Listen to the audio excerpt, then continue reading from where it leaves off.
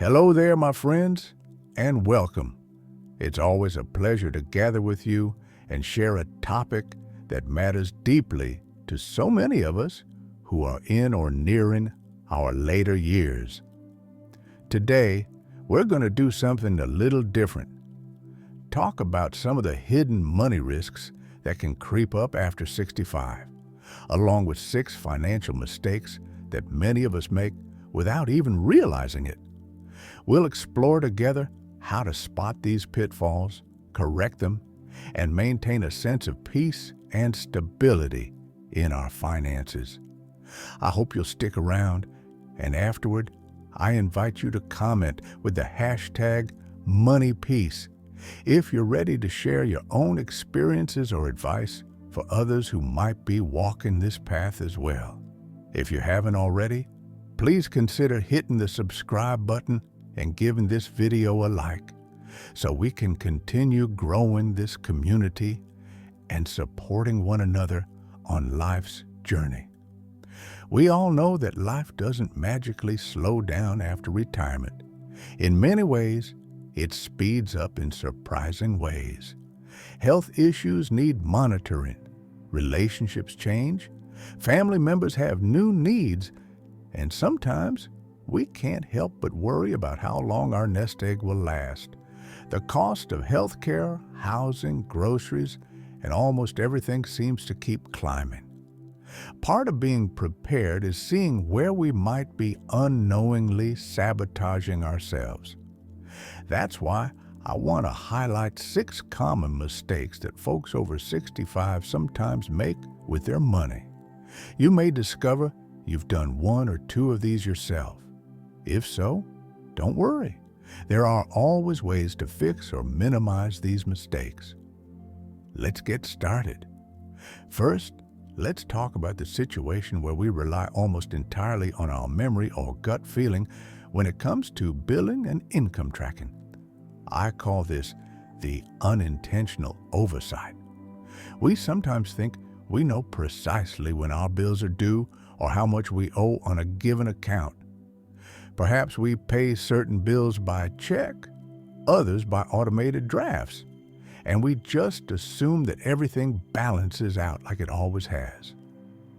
Suddenly, we receive a late payment notice, or our bank account dips lower than we expected, and we panic. This panic can not only cost us extra in late fees, but can also degrade our financial confidence. After all, who wouldn't feel rattled when an unexpected bill arrives? A better approach can be as simple as setting up a calendar or a structured checklist to remind ourselves each month. We can even ask a trusted family member or friend to help us double-check our payments. Or we can schedule all automated bills to come out around the same time to simplify tracking. Some folks find it helpful to keep a dedicated notebook or ledger for monthly bills, just like we did in the old days, but combined with modern convenience. If you have a smartphone or tablet, you could use the calendar function to set reminders. Even if you're not digitally savvy, a paper and pen method works just fine, as long as it's consistent. This is about removing the guesswork, so we can rest easy at night. Next, let's address a second common financial mistake: making big spur-of-the-moment decisions without enough research or reflection. This one often shows up when, for example, a salesperson calls to pitch an investment opportunity that promises remarkable returns. And we might say, well, this sounds like a great way to quickly grow my retirement fund. So we jump on it. Unfortunately, older adults can sometimes be targeted by scams or high-pressure sales tactics. We might be kind-hearted and want to trust people, or we might be worried about having enough money in the long run. The solution is to slow down, ask questions, and seriously investigate any major transaction or investment. This doesn't mean we have to become paranoid. Instead, we might ask for references, talk it over with a friend or a financial advisor, or do a bit of reading. We can be politely firm.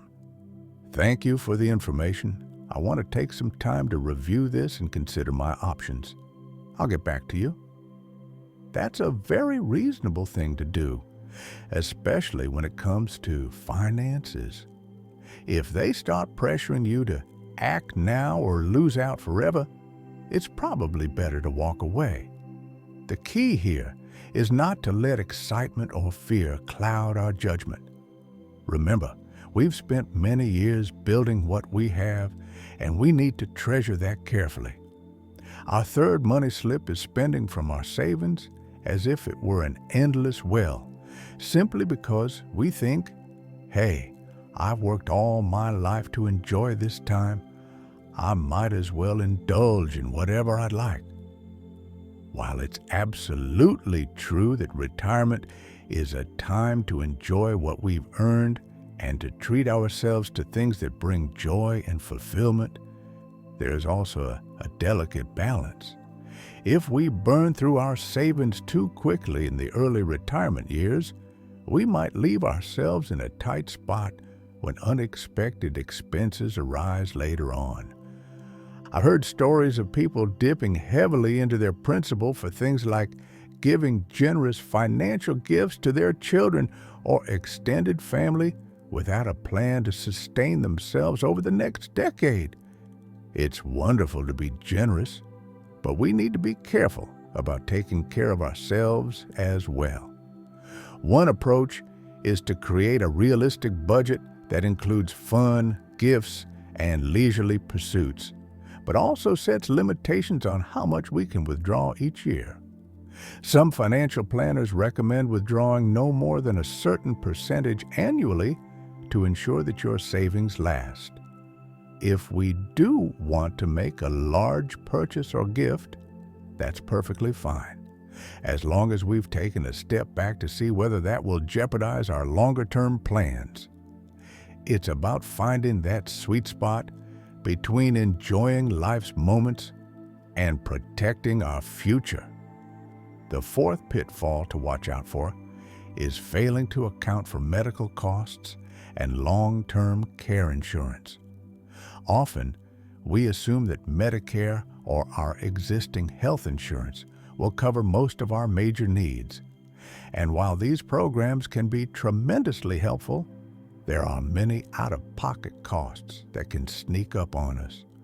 Items like dental work, certain specialized treatments, or long-term stays in a care facility might not be fully covered.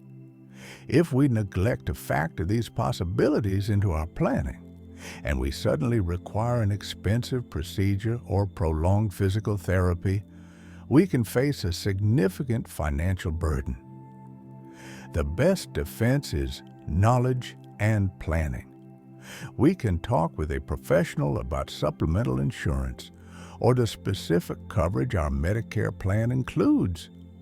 Or we can set aside an emergency fund specifically for these health-related expenses. It might feel boring or anxiety-provoking to plan for something we hope never happens, but the peace of mind it brings is invaluable. This also extends to having conversations with family members or a trusted friend about what would happen if we do need more complex care in the future. It's so much less stressful to map out these possibilities early rather than scramble in the midst of a health crisis.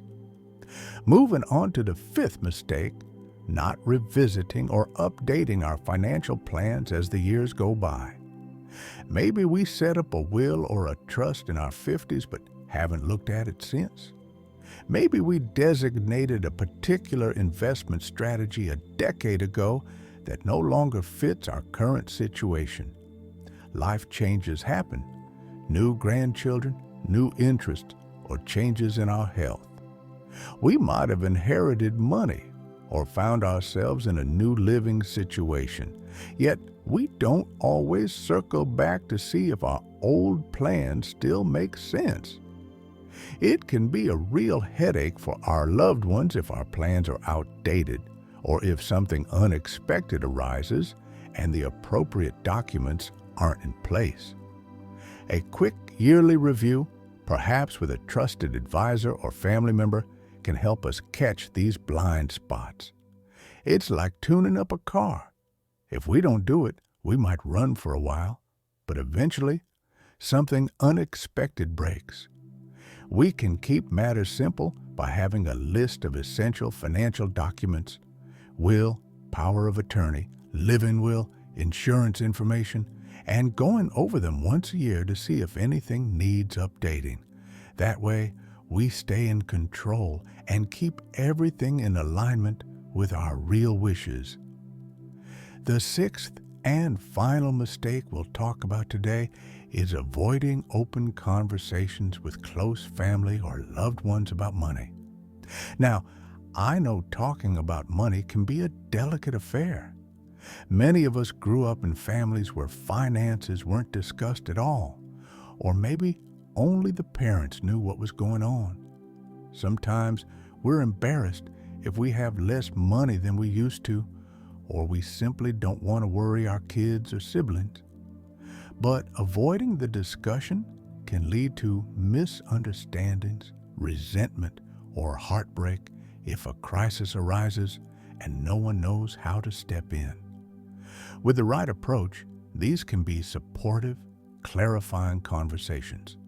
We can say, "I'd like you to understand my wishes and where certain documents are located in case I ever need help." Or, "I want you to know about my finances so there are no surprises." It doesn't mean we need to divulge every private detail or give up control of our money, but a little transparency goes a long way in safeguarding not just our finances, but our relationships. If you're uncomfortable initiating this talk, perhaps involve someone neutral, like a financial coach, a counselor, or a mediator, especially if there's a risk of conflict. The best time to have these discussions is when everyone is calm and healthy, rather than waiting until a crisis forces decisions without your input. So there you have it. 6 big mistakes to watch out for with our finances over 65. Relying too much on memory to pay bills, jumping into big decisions without enough research, overspending our nest egg too quickly, forgetting to account for medical and long-term care expenses, failing to update our financial documents, and avoiding honest conversations about money with our loved ones. If you recognize one or more of these issues in your own life, don't feel bad. We're all learning continuously, and the good news is that we can always take steps to correct course. Maybe that means sitting down and doing a thorough budget review, or having a heart-to-heart with our kids about future plans, or picking up the phone and sharing concerns with a professional. The important thing is to start, especially if you've had a nagging feeling that you might be missing something in your finances. As we get older, we definitely deserve the comfort and security that come from a stable financial foundation. We've earned this time of life, and there's nothing like the peace of mind that comes from knowing our money matters are handled. Don't forget to like this video, subscribe if you haven't already, and drop a comment with the hashtag #MoneyPeace to share your own tips or experiences. Have you discovered any financial tricks that helped you stay on track? Did you learn a tough lesson from a mistake you'd want others to avoid? Let us know. Your story might be just what someone else needs to hear. In closing, I wish you the very best in protecting your financial well-being so that you can enjoy the freedom these years should bring. Take care, and I'll see you again soon.